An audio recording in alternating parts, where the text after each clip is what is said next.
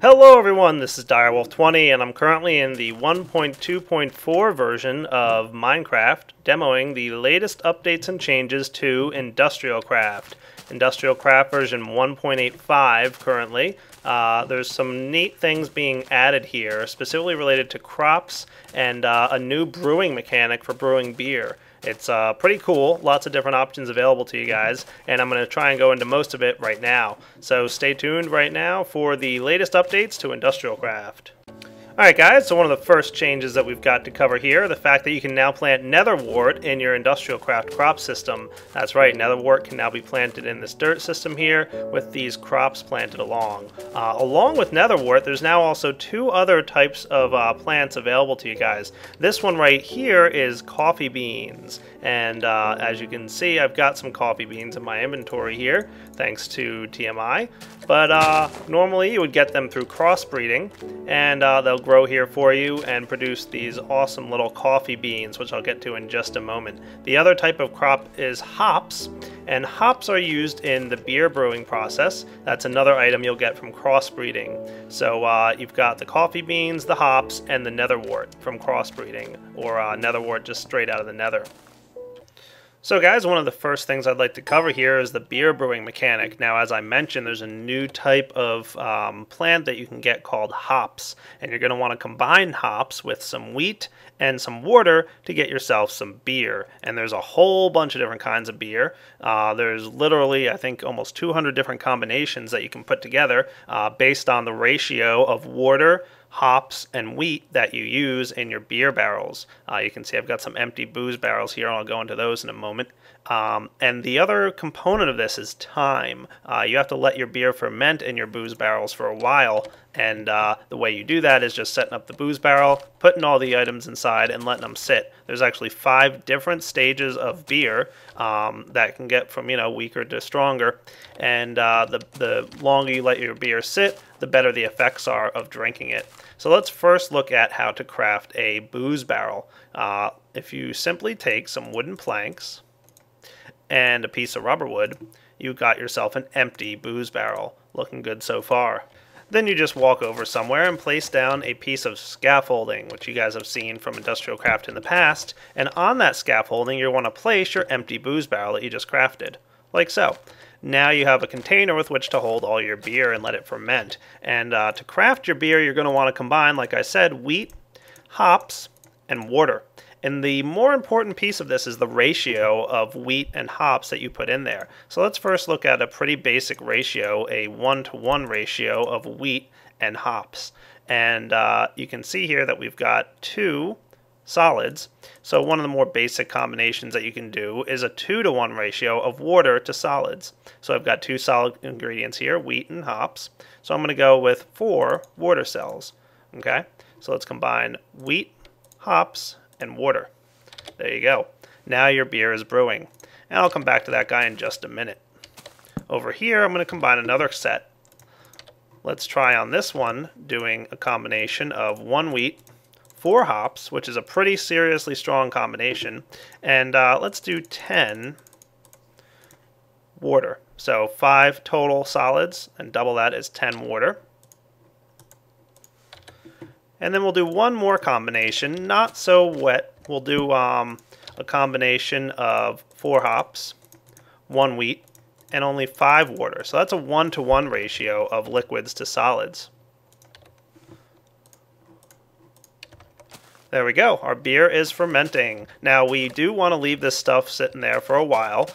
The stages of brewing are awfully long. You can have, I think the first stage is done after 20 minutes, but the longest stage goes up to about 9 hours. And that's real life time, not Minecraft time. So it will take you a long time to ferment your beer. You're going to want to leave this sitting for a while. But if you want, you can go ahead and tap it early. And the earlier you tap it, the less impressive the effects can get. So simply take a tree tap, which you guys know how to craft by now, and place it in your beer barrel. Then you're going to need something to drink out of, and that's where the stone mug comes in. The stone mug is crafted with just stone. There you go. And go walk over to your beer barrel and right click on it. And now you've got yourself a watery brew. I put a lot of water in there. and I can drink it, and I get this little mining fatigue debuff. So lower tier brews, not so good, but you can also drink some more of it and maybe get, you know, a strength buff. And now if I try and click on this again, I'll get another drink. It increases the time and duration and strength of the buffs or debuffs as you drink more and more. Now, because I only put 4 liquid water cells in there, this thing is now empty, so that beer barrel is done. So let's go ahead and tap this guy and see what kind of beer we might get out of him. Now remember, we did, again, a 2-to-1 ratio of waters to liquids, but we put a lot more hops in here, and this guy got us a watery black brew. Drinking that, you can see that I get, again, some mining fatigue. Remember, I haven't let these guys ferment for a while, so let's tap this guy on the end here. Remember, I had less water on this one, and that will give me a black brew, not a watery black brew. That duration is a lot longer, as you can see, and you can also get the doubled up buffs here. Cool.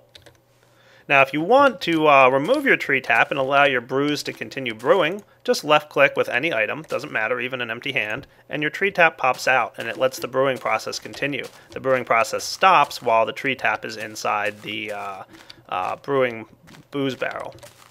So that pretty much covers everything about brewing. Remember, there's about 200 different combinations that you could get between the time that you let your beer sit, the different amounts of hops and wheat that you place in there, and the amount of water you place in. And it's about ratios, remember, so you could put, you know, 20 water cells in there with 15 wheat and 5 hops or something like that, you know, and you can get a lot more beer in your beer barrels. I was just using small amounts. So play with the brewing mechanic. There's a lot to it, and it's a lot of fun. And let's move on to the next mechanic, coffee.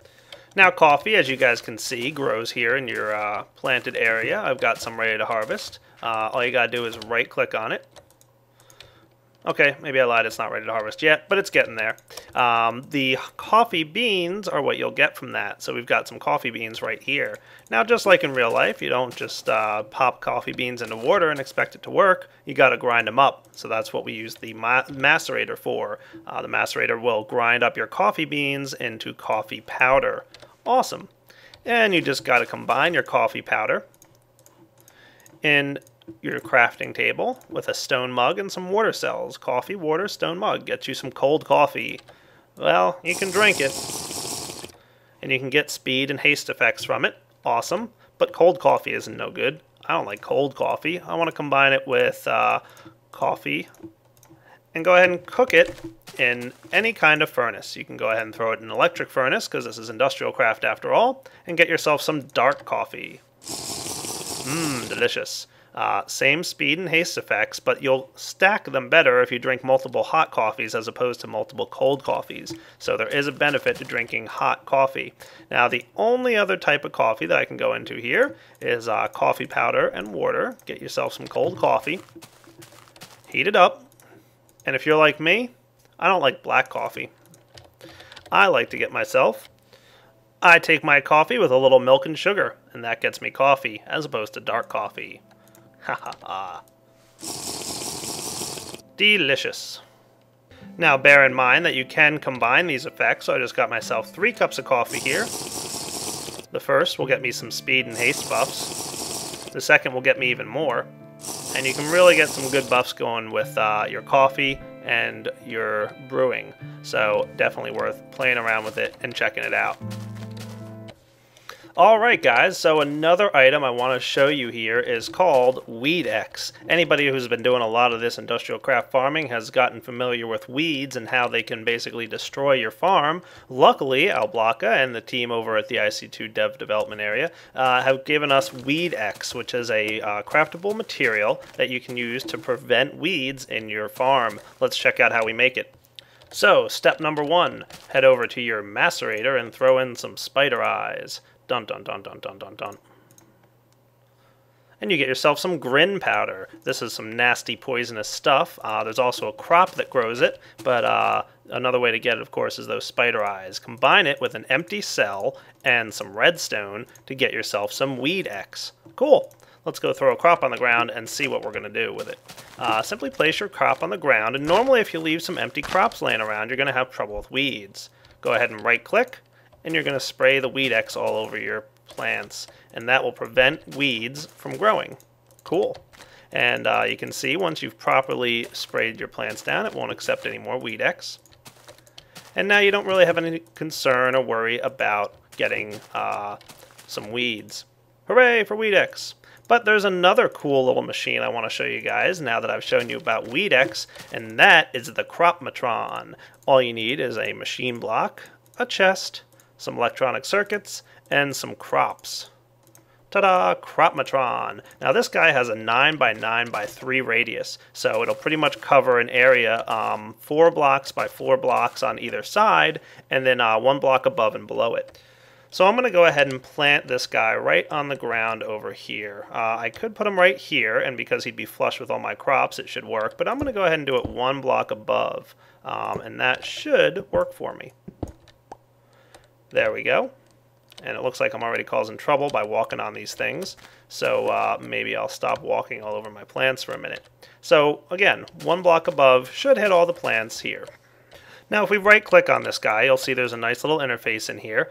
It needs some energy to run, of course, and you're going to want to be able to put some fertilizer, some hydration cells, and some Weed X. So let's get ourselves the proper ingredients here. Let's dig through this little slot. We've got some hydration cells somewhere in here. There we are. Get a few of them. Get ourselves some fertilizer and a couple cans of Weed X. And simply place them right here, and that'll be a good supply to keep you going. And this machine will automatically hydrate fertilizer and spray weed on your crops. Now it's not going to harvest them for you, but it will give you the opportunity to let some automation go on here and not have to constantly come back and babysit your crops because of weeds or any other problems that might sprout up. So the last thing we need to do here is get ourselves some power, and about 1 or 2 solar panels should get you going. I'm going to go ahead and put 3 up there just to be safe, but ideally I believe 2 or 3, or 1 or 2 really is all you need. So let me just get myself a few solar panels, and then we'll be ready to roll. There we go, looking sharp so far. And you can see the fertilizer is already being used up, as is the hydration cells and the Weed X. And it's going to basically sit here and harvest and take, or not harvest, but take care of all your plants. The only thing it really doesn't do is harvest. It'll, use up the fertilizer, plant the hydration cells in there, and keep your Weed X covered so that you're not going to have any more problems with weeds. Pretty sweet. And the final item to show you guys that's part of the 1.90 update is refined iron plus iron fences like shown gives you an iron scaffold. And iron scaffolds function pretty similarly to regular scaffolds, just left click on the bottom one to add more to the top, and you can break the bottom one and it makes them all fall. And it's pretty much just a more sturdy version of wooden scaffolds. And as you guys can see, I've let this farm sit here for a little bit, and we've gotten no weeds and no problems as a result of the Cropmatron keeping the fertilizer, hydration, and Weed X going. So far looking good. And once it laid down its initial bit, it hasn't used it for a while, so I'm guessing the fertilizer and hydration and Weed X won't resupply the area until it needs it, which is really good. And so guys, that covers all the changes in Industrial Craft 1.90. You got beer, you got coffee, and you got some really cool additions to the crop mechanics. This Cropmatron is really cool and is really going to make it easier to maintain all your Industrial Craft 2 crops. So I can't wait to start playing with that thing. And the Weed X is just a huge boon helping you keep your crops going when you have other things to maintain and take care of. So this is Direwolf20 signing off on the Industrial Craft 1.90 update. Hope you guys enjoyed checking it out. Take it easy.